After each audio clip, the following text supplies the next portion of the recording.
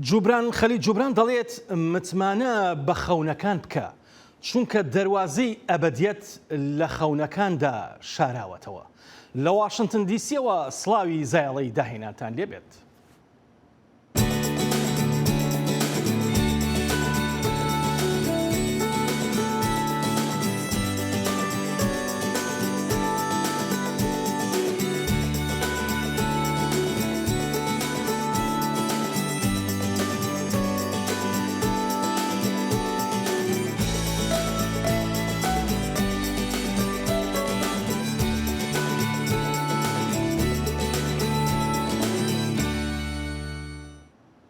فیستیڤاڵی ساڵانەی بیرە لە میۆنشن لە ئەڵمانیا ساز دەکرێت. ئەم چالاکیە بە فیستیڤاڵی ئۆکتۆبەریش بەناوبانگە.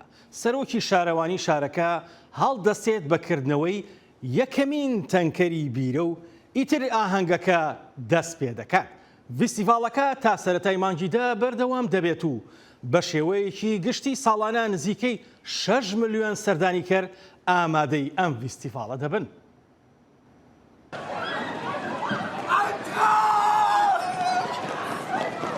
جۆرە بیرەیە لە ناوچەی باڤاریای ئەڵمانیا ڕۆژی شەمە بە لێشا و سەر ڕێژ و ئامادەکرا. لە کاتێکدا ملیۆنان کەس لە شاری میۆنشێنی پایتەختی هەرێمەکە بە بۆنەیکردنەوەی فەرمی فستیڤاڵی ئۆکتۆبر بۆ ئاهەنگگێڕان ئامادە بوون. بە شێوەیەکی گشتی فستیڤاڵی ئۆکتۆبر ساڵانە نزیکەی 6 ملیۆن سەردانیکەر لە خۆی کۆ دەکاتەوە. دەسەڵاتداران ئەم چالاکیەیان لە ساڵانی 2020 و 2021 بەهۆی پەتای کۆڤیدەوە ڕاگرت، بەڵام لە ساڵی 2022 دەستکرایەوە بە سازکردنی ئەم فستیواڵە. ئامادەبووان پێکەوە وەک شێوەیەکی نەریتی هاواریان کرد ئۆزافت واتە بیرەکەی لێدەرهێنن.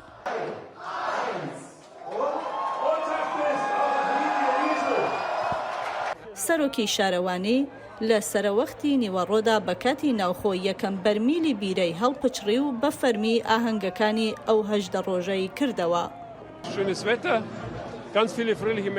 کەش و هەوا خۆشە، ئێرە خەڵکێکی زۆر دڵخۆشی لێیە. سەرۆکی شارەوانی بە 2 جار لێدان کردەوە. ئیتر ئێستا هیچ شتێک بە هەڵا بەڕێوە ناچێت.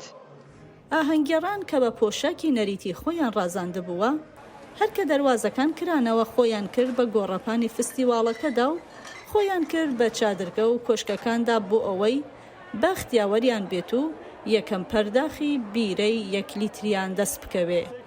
ئەم ساڵ نرخی جامێک بیرەی 1 لیتری لە نێوان 12.6 یۆرۆ بۆ 14.90 یۆرۆیە کە دەکاتە 13 بۆ 15 دۆلاری ئەمریکایی. بە بەراورد بە ساڵی ڕابردوو نزیکەی 6% زیادی کردووە. ئەم هەفتەیەش 2 فیلمی سینەمایی لە سینەماکانی ئەمریکا و لە جیهاندا بوون بە دڵخوازی بینەران. ئەم دیمانانە بۆمان ڕوون دەکاتەوە هەرچەند کۆمەڵێک فیلمی سینەمایی هێدی دێنە پێشەوە، بەڵام هێشتا نەیانتوانیوە هەردوو فیلمی باربی و ئۆپنهایمەر تێپەڕێنن، لەبەرەوەی باربی توانیوێتی 1.42 میلیارد دلار قازانج بکات و ئۆپنهایمەریش 912.7 میلیۆن دلار قازانجی کردووە. کەمێک لەو قازانجە کەمتر فیلمی ئاهانتنگ ئینڤێنس بوو کە سێم وەرگێڕانی ئەجەسا کریستیە لەلایەن کەنیز براناگەوە، دوای فیلمی کوشتن لە ڕۆژهەڵاتی ئەکسپرس لە ساڵی 2017 و مەرگ لەسەر نیل لە ساڵی 2022. داهاتەکەی گەیشتە 4.5 میلیۆن دلار لەم هەفتەیەدا. دوای سەرکەوتووی مایشکردنی فیلمی کوشتن لە ڕۆژهەڵاتی ئەکسپرس 352.8 میلیۆن دلار لە سەرانسەری جیهان لە بەرامبەر بودجەی بەرهەمهێنان کە 55 میلیۆن دلار بوو. قازانجی ئەم فیلمە لە ئاستی جیهاندا کەمتر بوو لە ئەستێرەی فیلمی مەرگ لەسەر ڕووباری نیل کە داهاتەکەی 137.3 میلیۆن دلار بوو لە بەرامبەر بودجەی 90 میلیۆن دلار بۆ بەرهەمهێنان. ئەمساڵ یەکێک بوو لە بێدەنگترین کۆتایی هەفتە لە سینەماکان، چونکە هۆلیوود کە زۆربەی 2 هەفتەی ڕابردووی بە بانگەشەکردن بۆ فیلمەکانی لە فستیڤالەکانی ڤێنیس، تیلۆراید و تۆرنتۆ بەسەر بردووە. لە نێوان فیلمە هاوینەکانی فیلمی باربی و ئۆپنهایمەر و چاوەڕێی فیلمە سەرکیەکانی پاییز دەکات. هەندێک لەوانە وەک دون پارت 2 کە پێشتر بۆ ساڵی داهاتوو دواخرا. فلیمی باربیش هێشتا لە پێشەنگدا ماوەتەوە. بۆ نوێمین کۆتایی هەفتە لە سەریەکە هەستیاری گریتا گەرویک لە باکس ئۆفیسدا لە 5 فلیمی سەرەکیدا بووە. 4 ملیۆن دلاری زیاد کرد، کۆی گشتی قازانجی لە ئەمریکا گەیاندە 625 ملیۆن دلار، داهاتی جیهانی بۆ 1.42 میلیارد دلار. لەلایەکی دیکەوە فلیمی ئۆپنهایمر گەیشتە 912.7 ملیۆن دلار، ئەمەش بەرزترین داهاتی فلیمی ژیان نامەیە کە تا ئێستا نمایش کرابێت. فلیمی بۆهۆمی ڕاپسۆدی تیاپەڕاندووە. هەر لە ئەمریکا دەمێنینەوە خەڵاتی ئەم ساڵی مۆسیقا لە ئەمریکا بەخشرا بە چەند هونەرمەند و گۆرانی بێژێکی دیار، هەم بۆ گۆرانیەکانیان هەم بۆ موزیک و بەڕێمێنان و کاریگەریان لە بوارەکەدا. لەم راپۆرتەدا زیاتر ئاشنا دەبین بەوانەی کە خەڵاتیان وەرگرتووە و چیتر بەڕێوەیە. تەیلۆر سویفت لە ئاهەنگی خەڵاتی ڤیدیۆی میوزیک لە MTV ڕۆژی سێشەممە چەند خەڵاتێکی وەرگرت. کاتێک شەکیرا خەڵاتی بەناوبانگی ڤیدیۆی ڤانگاردی وەرگرت بە نمایشێکی سەرنجڕاکێشی هیپ شەیکین و تۆماری ژیانی پیشەیی خۆی. سویفت خەڵاتی باشترین گۆرانی و باشترین مۆزیکی پاپی وەرگرت لە جیهاندا، لەبەر ئەوەی وا پێویستی دەکرد چەند خەڵاتێکی دیکە لەو شەوەدا دابەش بکەن. تیمێکی نەوجەوانانی NSYNC بۆ یەکەم جار لە ماوەی 10 ساڵدا لەسەر شانۆ یەکیان گرتەوە و خەڵاتی دووەمیان پێبەخشرا. بەمەش سویفت ئیتر ئامادەیە بۆ بڵاوکردنەوەی یەکەم گەشتی ملیار دۆلاری خۆی. ئەم نمایشە بۆ پەخش سازکرا بوو. ئەم ساڵ لە سنتەری پرۆدەنسیالی نیویۆرک بەڕێوە چوو. زۆر جار ڕخنەی لە سویفت دەگرت کە لە نزیک شانۆی سەرەکی کە لە تەنیش ئایسپایس دانیشت بوو لەگەڵ گۆرانی بێژی بەناوبانگی ڕاپ برانکس کە هاوکاری کردووە لە پاپ میوزیکدا. لیل واین نمایشەکەی کردەوە وەک سەرسوڕمانێک بۆ یادی 50 ساڵەیی هیپ هاپ و شان کامپس کە بەناوە هونەریەکانی وەک پاف دادی، پاف پیدیدی و دیدی ناسراوە. نمایشێکی درێژخایەنی ژیانی پیشەیی پێشکەش کرد لە کاتێکدا خەڵاتی گلۆبڵ ئایکۆنی بەدەستێنە لە پای تەمەنی کارە میوزیکیەکانی.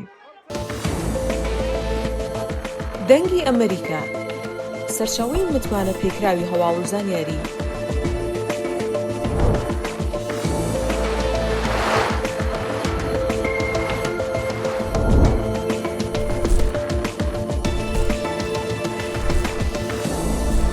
لە ماڵپەڕ و تۆڕە کۆمەڵایەتیەکانی دەنگی ئەمریکاوە ئاگاداری هەواڵ و گۆڕانکاریەکانی جیهان بە.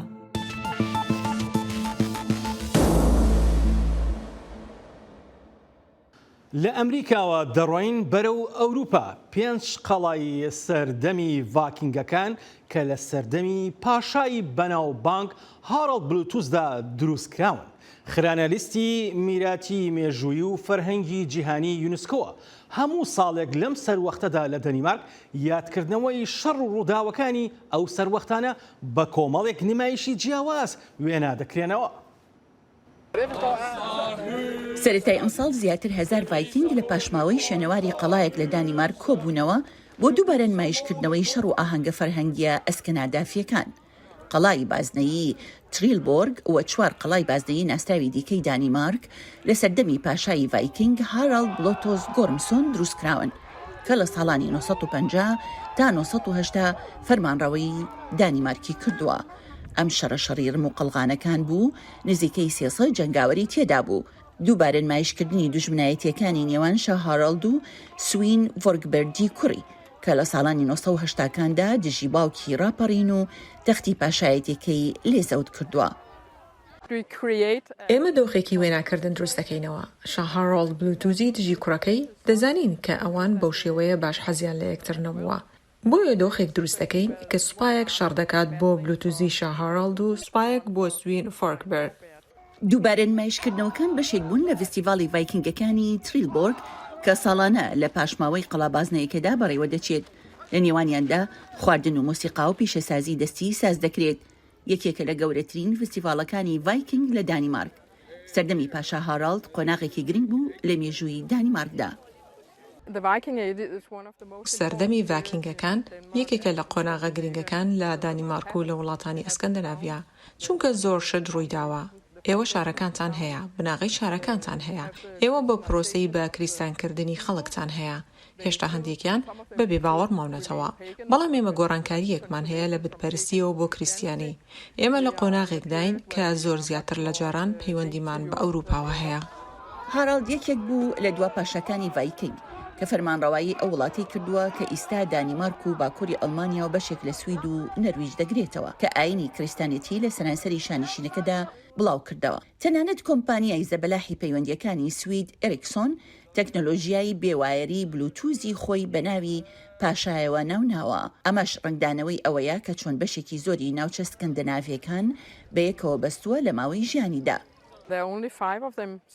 تا ئێستا تەنها 5 دانەیان دۆزراونەتەوە بە تەواوەتی بازنەیی و قەڵایی هاوشێوەی زۆرت هەیە لە سەرانسەری جیهاندا، بەڵام وەک ئەمانە دروست نەکراون. ئەگەر سەیری نەخشەی زەوی بۆ قەڵاکان بکەیت ئەوە دەبینیت کە چۆن بە شێوەیەکی ئەندازەی پتە و دروستکراون. ئەوان نوێنەرایەتی کاتی پێکهێنانی دەوڵەت دەکەن و نوێنەرایەتی هێزی شا هاراڵد بلوتوز دەکەن، کەواتە بەو مانایە تەواو ناوازن. چوار قەڵای دیکەی ناسراوی ئەڵقەی دانیمارک، تریلبۆرگ و شا هاراڵد کە نیوترینیان لە ساڵی 2014دا دۆزرایەوە لە دەوروبەری ساڵی 1970 دروست کراون، تەنها بۆ ماوەیەکی کورت بەکارهێنراون. قەڵاکان لە شێوازدا هاوشێون، بەڵام لە قەبارەدا جیاوازن. تریلبۆرگ یەکەمین قەڵای بازنەیی بوو کە لە ساڵی 1934 دۆزرایەوە. نازانرێت بۆچی قەڵا بازنەیەکان جێهێڵراون، بەڵام شوێنەواری شەڕەکان لە دوو لەوانەدا دۆزراونەتەوە، لە نێوانیاندا تریلبۆرگ قەڵغانێک کە لە شوێنەکەدا دۆزراوەتەوە لە موزەخانەیەکی ئەوێدا نمایش کراوە. بۆ ڤایکینگەکان ئەوە شێوازێکی ژیانە. ئەوان بەدڵ ڤایکینگن و بە دوای ئەو بازار و فستیڤالانەدا دەگەڕێن بۆ ئەوەی پێکەوە بن. بۆ کاتێک وەک ڤایکینگێک دەژیت دەتوانیت لە کۆتاییدا بە تەواوی ئارام بیت. بۆیە ئەگەر دەروونت ئارام نەبێت کە خەڵکێکی زۆر وایە، تەنها بە ڤایکینگ و تا کۆتایی ژیانت دڵخۆش دەبیت. لیژنەی میراتی جیهانی یونسکۆ کە لە کۆنگرەی ساڵانەی لە عەربستانی سعودیە کۆبووە، لەم دواییەدا بڕیاریاندا 5 قەڵای بازنەیی سەردەمی ڤایکینگەکانی دانیمارک لە لیستی میراتی جیهانی خۆیدا تۆمار بکات. بۆ زۆرێک لە ڤایکینگەکانی لێرە ئەوە تەنها مێژوو نییە، بەڵکو شێوازێکی ژیانە. فستیڤاڵی ڤایکینگەکانی تریلبۆرگ لە 15 بۆ 23 مانی حەوت لە شاری سلاگلسی ڕۆژئاوای زیلاند بەڕێوە دەچێت. 45مین دانیشتنی لیژنەی میراتی جیهانی یونسکۆ تا 25 مانینۆ لە ریاضی پایتەختی سعودیە بەڕێوە دەچێت. با پێکەوە بگەڕێنەوە بۆ ئەمریکا. میوزیکژەنەکان و گۆرانی بێژە ئیتاڵیەکان بە کۆنسێرتێک لە تایم سکوێری نیویۆرک خەڵکەکەیان سەرسام کرد. بێوەستان لە ماوەی 20 خولەکدا ئامادەبووان گۆرانیەکانیان دەوتە و سەمایان دەکرد.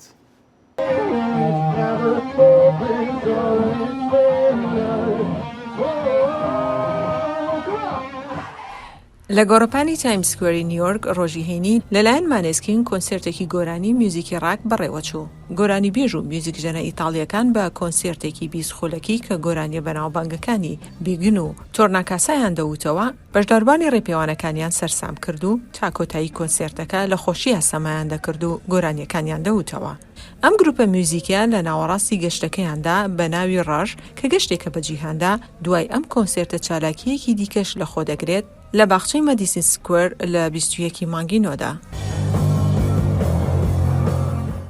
دڵداری مەزن نووسەری سرودی نیشتیمانی ئەیڕەقیب ئەو خانووی کە تیایدا لەدایک بووە لە شاری کۆیە بە تاوەتی داڕوخا و ئێستا بووە بە ئەرزێکی ڕوت و کەڵەشێر و مریشی تیادا بەخێو دەکرێت. هونەرمەندان و شاعیرانیش نیگەران و دەڵێن دەبوایە ماڵەکەی مۆزەخانە بوایە نەگوێرانە.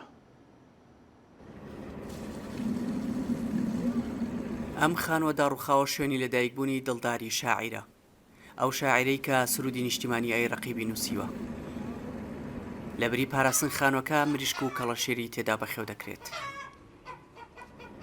هونەری هونەرمان دەرکات ڕێگەی بکەوێتە گەڕەکە سەرێک لەو خانووە دەدات کە دڵداری تێدا ژیاوە. جارێکی تر ئەیڕەقیب لەسەر دەرگا چینکۆکە دەنووسێتەوە. خانووەکە بە تەواوی شێوازە تەلارسازیە کۆنەکەی لەدەستداوە. هونەرمەندان و هاوڵاتیانی کۆش نیگەران لەوەی وا خەریکە هەمووان ناوی دڵدارێن بیر دەچێتەوە و نەوەی ئێستا نایناسنەوە. خۆزگەوە نەدەبوو. تەمەنام دەکرد ئێرە جگە لە مۆزەخانە ئەکادیمیایەکیش بواە لەبەرەوەی ئێرە ماڵی کەڵە شاعیرێکە کە نەک تەنیا باشووری کوردستان چوار پارچەی کوردستان شانازی بەو مارشەوە دەکات کە ئەو نووسیویەتی بۆتە مارشی کورد.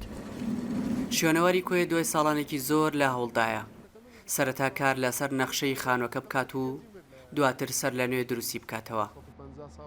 ئێمە ئیشاڵا بەرنامەمانەیە سەرەتا دیزاینەکەی وەربگرین و دواتر پێکاتەکەی وەربگرین کە لە چی دروستکرایە و دواتر دەرخستە و پرۆپۆزەل و دیزاینەکەی بە هەمان شێوە دروست بکەینەوە لەسەر سکێچ و لەسەر خەریتە و دواتر بەرزیکەینەوە لە سەروی خۆمان ئیشاڵا ئەگەر تەواو موافقەی بێتەوە و ڕەزامەندی وەربگرین خانووەکەی بکرێتە وەک مۆزەخانەیەکی کە لە پووری دڵکۆی دڵدار ڕێک دەکەوێتە پێش قشڵەی کۆیە. شاعیر دیارەکانی شارۆچکەکە بە هەمان شێوە نیگەرانن لە گرنگی نەدان بەو شاعیر و کەسایەتیانەی کە خزمەتیان بە میلەتی کورد کردووە. فازل شەوڕۆ ئاماژە بۆ دەدات هەموو کۆیە کوردستان شانازی بە دڵداری شاعرەوە دەکەن بۆ ئەوەی ناو ناوبانگی هەر بمێنێتەوە گڵکۆکەی بۆ جێگایەکی دیکەی کۆیە دەگوازنەوە. ئەو خاوەنی نەک تەنها سرودە نیشتیمانیەکەی عەرەقی بە بەڵکو چەندان دەقە شعری شاکاری بەرزی هەیە کە لە زانکۆیەکان دەخوێنرێن و لێکۆڵینەوەیان لێوە دەکرێت و لەسەریان دەنووسرێت. دڵتاریەکێکە لەو شاعیرانەی کە ڕۆڵێکی بایەخدار و بەرچاوی هەبووە لە نوێکردنەوەی شعری کوردی بەڵام بەداخەوە ڕەنبێ لەو ڕۆوە وا دیڕاست و لێکۆڵینەوەی لەسەر نەکرابێ کە نیشان بدرێت وەکو هەندێک لە شاعیرەکانی هاوتەمەنی خۆی کە چ ڕۆڵێکی هەبووە لە گەشە سەندنی شعری نوێی کوردیدا. دڵدار ناوی تەواوی یونس ڕەوفە لە ڕۆژی 20 شوباتی ساڵی 1970 لە کۆیە لەدایک بووە. لە ساڵی 1945 کۆلیژی یاسایی بەغدادی تەواو کردووە بووە بە پارێزەر لە هەمان کاتدا بووە بە ئەندامی حیزبی هیوا بەهۆی کارە سیاسیەکانیەوە بۆ ماوەیەک زیندانی کراوە. دڵداری شاعیر لە تەمەنی 28 ساڵیدا و 2 ساڵ پێش ماڵ ئاوای کردن لە ژیان شیعری ئەی ڕەقیب دەنووسێت و دواتر بە سرودی نیشتیمانی کۆماری مەهاباد و تا ئێستاش وەکو سرودی فەرمی نیشتیمانی هەرێمی کوردستان دەوترێتەوە. دڵدار تا ئەو کاتەی لە ئێوارەی ڕۆژی 12 تشرینی دووەمی ساڵی 1948 لە تەمەنی 30 ساڵی لە هەولێر بە نەخۆشی دڵکۆچی دوایی کرد هاوسەرگیری نەکردبوو. دواتر تەرمەکەی لە زێدی خۆی لە کۆیە بە خاک سپێردرا. دیارجەمال بۆ دەنگی ئەمریکا کۆیە. با بڕۆین بەرەو ئانکەرە. ئەکتەر زنار ئەتامان بە شانۆنامەی سەگەکەی ستالین چیرۆکێکی کۆمەڵگە کوردیەکان دەژێڕێتەوە کە لە وڵاتانی ئاسیای ناوەڕاستدا دەژین. هەوادارانی شانۆی کورد دەرفەتیان بۆ ڕەقسا لە ئانکەرە ببن بەبینەری ئەم شانۆگەریە جیاوازە.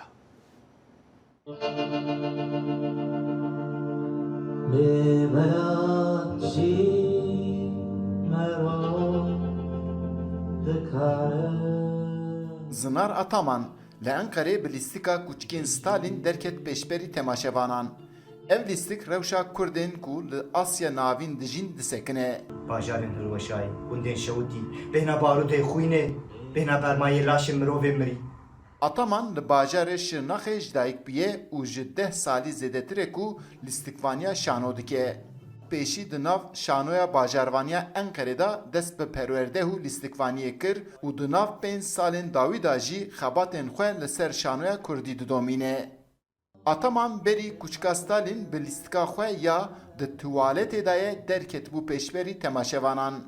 Ew gava li ser kûçikê Stalîn disekine hestê xwe wiha hatîne ziman. Lîstika me bi navê kûçikê Stalîn li ser Kurdên ku li Asyaya navîn ji Qafqasyayê û Kurdistana Sor sürgünkirine Asya navîn de li ser çîroka wa ye. Bi çavê kûçikekî em wê sürgünê û başta şerê duyemîna cîhanê guhdar dikin. Hem çîroka kûçikê hem çîroka ew Kurdên ku ji hatine sürgünkirinê ye. Hunermend Ataman bêtir li ser rewşa Kurdan ya trajikomîk radiweste. Kûçikê Stalîn jî yek jivanê ku rewşa Kurdên Kafkasyayê û Kurdistana Sor tîne ziman. Temaşevanên vê lîstikê jî xwe dibin vî hestî da dibînin. Heva li me zinar lîstikekî gelkî xweş پیشاند ام پر خمگین بوند ناو لیستکێدا جار ناجیم کنیان مثلا دیروکی بو مثلا کوردستان سور و سوویت بو لگور زنار اتامان شانویا کردی هر کودچه پیش دکه او رادگینه کو پیشیا شانویا کردی وکریه هندی کو جماعتی هندی کو دولت سانسور نکه آنجی قدخه نکه ام لیستکن خود لیزن هندی کو جماعتی ام خود گهین ولات خو مروین خو شانه کردی برای که خوش ده و باش ده چه نگوری من سبایی که فرماندار به فرفرگی خست و هر کس ده گورپانه کم کرد تو دکاری به فرفرگی که هر تشتی به هر کسی بدی کرد زنار اتامان دناو آلان تیاتروی دا حتی نها لسر لیستکن یک کسی سکنیه لده پیشی آوی دا هن پروژه این تایبشی هنه او دخوازه ده هنر خدا جیانا کردان یا دیروکی و روزانه به شواز شانو داهورینه و درخ پیشبری تماشوانان ایوب دمیر دنگ امریکا انقره بازارە دێرینە جوانەکەی زاخۆ بۆ دەیان ساڵە دیمەنێکی شانازی بۆ دانیشتوان لەم دوایەنەدا بازارەکە نۆژەن کراوەتە و بەڕووی چەند خانمێکی دەزڕەنگیندا کراوەتەوە بۆ فرۆشتنی کارە دەستیەکانیان لە کاتێکدا هەندێک کەس کڵێشە نوێەکەی بازارەکەیان بەدڵە هەندێکیش بیر لە دیمەنە کۆنەکە دەکەنەوە چونکە یادەوەریەکانی مناڵیان بیر دەکەوێتەوە. بازار سیکا تاری لزاخوک و بریازیدتری 200 سالان اف بازار هبویه لی ویداوی بازار جه کار کف بو ابتنه وکو کاولک هاته دیتن جه آلیه اداره سربخوی از زاخو و اف بازار هاته آوا کرنو شوازه کفنو سرنج راکش زیدتری 10 دکانان لبازار کفن زاخو لسرجنان هاتنه دابش کرن داکو کارین دستی و فلکلوری تیدا انجام دنو هر جنگ به گوره شیانین خواه برهمه خواه نمایش بکد. بابي من دايكو من بنا مولوما قلق اشتافوني منن حتى وال مكر قلق جراس بمسار كوري رينو قاقوتا مسحطو تاخش خاص بو بيسيكا ارسيكا قلق يو بواريا خيزاني خاص خيزاني سیکا طارینه البازار کاری دستی کل ویری چندین دکان به خانمان هاتینه دان بجن که چوشن تیدا کار که ویری هم شول دستی جوراجور شول مخواد جوراجور يعني اكسسوارات و گل و صوفا حسب موسم جيتينا غورين و حسب طلب تابلو افشتينا تشكلن كمان شد بيتن هم تشكل دائما تنا فيريزيا افرتا راسي تشكي يعني تشكي قالك جو ما بيدال بطن هندك تشتري شيء مش هم كتن قال ظلامي بها كتن بس افرتا ما بشت دانو ستاندر بكتنو تشتري خوب بيشتي وبكرتنو